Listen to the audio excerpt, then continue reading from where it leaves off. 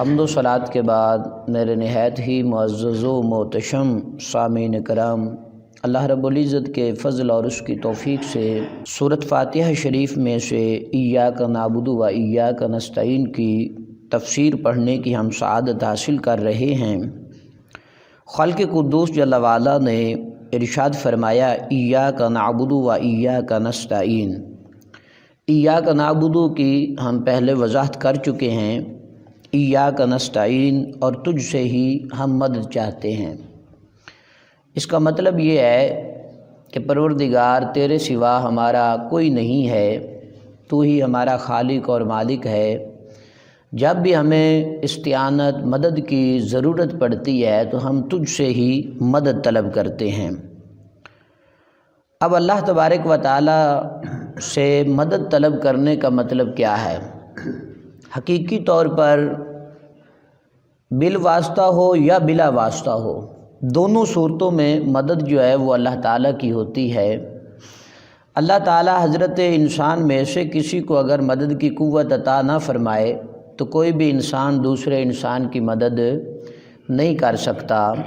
یہ اللہ تعالیٰ کا کرم اور فضل ہے کہ وہ خود بھی مدد فرماتا ہے اور اس کی دی ہوئی قوت سے اس کے بندے بھی بندوں کی مدد فرماتے ہیں۔ اگر کوئی یہ عقیدہ رکھے کہ ذاتی طور پر ہر ایک انسان جو ہے وہ دوسرے کی مدد کرتا ہے تو ایسا عقیدہ اہل سنت و جماعت کے نزدیک مشرکانہ عقیدہ ہے۔ لیکن جب یہ عقیدہ رکھا جائے گا کہ کائنات میں ہر ایک انسان، ہر ایک چیز جو ہے وہ دوسرے انسان کی اگر مدد کرتی ہے تو وہ اللہ تعالیٰ کی دی ہوئی قوت سے مدد کرتی ہے۔ کائنات میں چھپائے بھی حضرت انسان کی مدد کرتے ہیں اور آپس میں حضرت انسان جو ہیں وہ بھی ایک دوسرے کی مدد کرتے ہیں۔ خالق قدوس جل وعلا نے کائنات میں انبیاء اور رسل کو اور اولیاء کاملین کو ہم سب کا مددگار بنایا۔ جب بھی ہم راہ راست سے ہٹنے لگتے ہیں، برائی کی طرف راغب ہوتے ہیں، تو پھر اہل اللہ جو ہیں وہ ہماری استعانت فرماتے ہیں، مدد فرماتے ہیں۔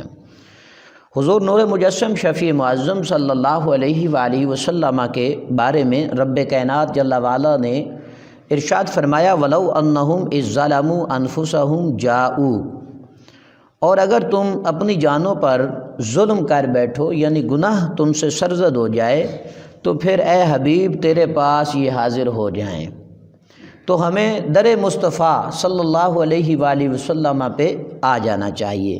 پھر کیا کرنا چاہیے؟ فاستغفر اللہ، ہمیں اللہ سے استغفار طلب کرنا چاہیے۔ کہاں پہ؟ رسول اکرم صلی اللہ علیہ وآلہ وسلم کی بارگاہ میں بیٹھ کر۔ واستغفر لہم الرسول، اور رسول اکرم صلی اللہ علیہ وآلہ وسلم بھی تمہارے لیے استغفار کریں گے۔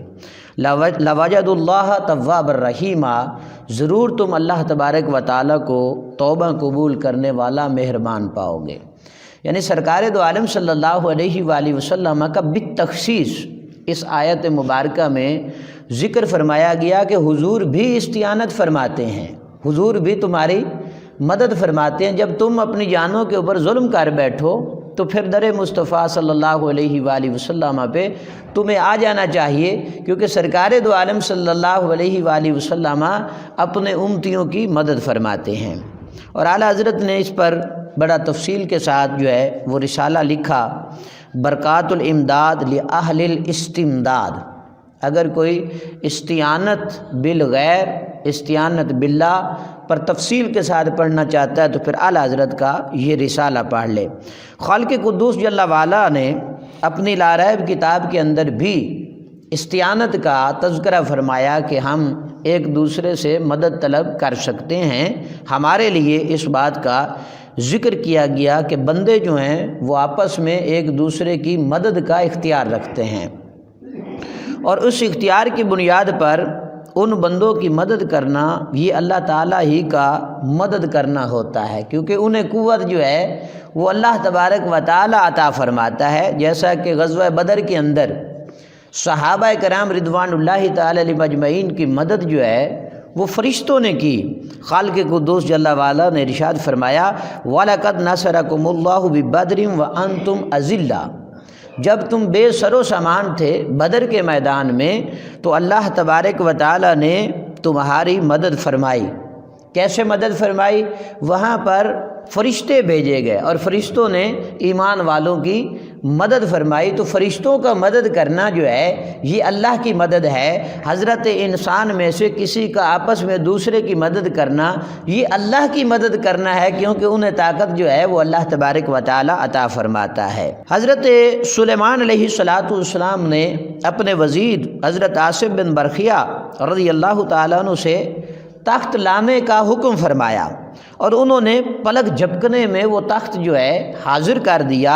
اس پر حضرت سلیمان علیہ السلام نے فرمایا ھذا من فضل ربی، یہ میرے رب کا فضل ہے کہ اللہ تبارک و تعالیٰ نے میرے ساتھ رہنے والے بندوں کو یہ قوت عطا فرمائی کہ وہ پلک جھپکنے میں بھی اتنا بڑا تخت جو ہے وہ میرے سامنے حاضر کر سکتے ہیں۔ سرکار دو عالم صلی اللہ علیہ وآلہ وسلم کی مدد کرنے کے حوالے سے اگر واقعات کو ذکر کیا جائے تو ایک بہت بڑی کتاب جو ہے وہ معرض وجود میں آئے گی، لکھنے کو ملے گی، لیکن چند ایک احادیث مبارکہ ہم ذکر کرنے لگے ہیں۔ امام بخاری رحمۃ اللہ تعالی علیہ نے اس بات کا ذکر کیا کہ نبی کریم صلی اللہ علیہ وآلہ وسلم نے تھوڑے سے کھانے سے پورے لشکر کو سیر فرما دیا، یعنی کھانا تو قلیل تھا لیکن ایک کثیر لشکر نے اس کھانے کو کھایا، ان کی مدد سرکار نے فرمائی۔ اسی طرح آقا علیہ الصلوۃ والسلام نے دودھ کے ایک پیالے سے 70 صحابہ کرام کو سیراب کر دیا۔ تو یہ صحابہ کرام رضوان اللہ تعالی علیہم اجمعین کی مدد ہے جو سرکار دو عالم صلی اللہ علیہ وآلہ وسلم نے اللہ کی دی ہوئی قوت سے فرمائی۔ اور ایک مقام پر انگلیوں سے آقا علیہ الصلوۃ والسلام نے پانی کے چشمے جاری فرما دیے اور 1400 صحابہ، اور بعض روایات میں آتا ہے کہ اگر 1,00,000 صحابہ بھی ہوتے تو وہ پانی جو ہے ان کو کفایت کر جاتا، سب کے سب سیراب ہو جاتے اور ان کی سواریاں بھی سیراب ہو جاتی۔ اور آقا علیہ الصلوۃ والسلام نے لعاب دہن سے بہت سے لوگوں کو شفا عطا فرمائی۔ یہ میرے آقا علیہ الصلوۃ والسلام کا مدد فرمانا ہے اپنے امتیوں کی، اور ظاہری طور پر دنیا سے پردہ فرمانے کے بعد بھی اللہ تعالیٰ کی دی ہوئی قوت سے سرکار دو عالم صلی اللہ علیہ وآلہ وسلم ہماری مدد فرماتے ہیں۔ جب کوئی امتی پکارتا ہے تو آقا علیہ الصلوۃ والسلام اس کی مدد فرماتے ہیں۔ ذاتی طور پر مدد جو ہے وہ اللہ تبارک و تعالیٰ فرماتا ہے، اور اللہ تعالیٰ کی دی ہوئی قوت سے کائنات کا ہر فرد جو ہے وہ دوسرے کی مدد کرتا ہے۔